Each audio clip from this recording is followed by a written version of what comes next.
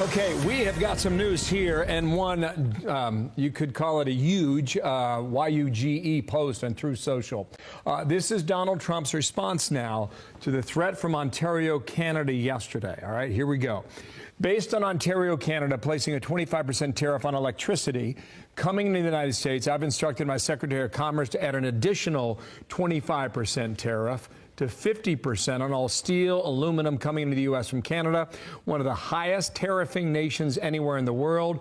This will go into effect tomorrow, he writes, tomorrow morning, March 12th. Now, there's more to it than what I read. It goes on for another couple paragraphs.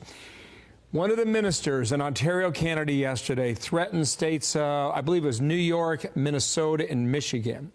They sell electricity, these three states, and he said, we're going to crank up the tariffs and everybody live in there.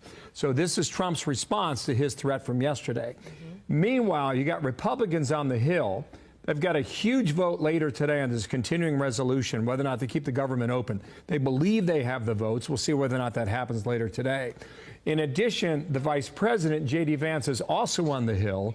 You know, part of the reason he was tabbed was to make sure that he's the mediator between the White House and the Capitol, so he's there as well. It's kind of like all hands on deck, right? And you got to think that Trump's working the phones like he did just about a week ago. So all that happening right now.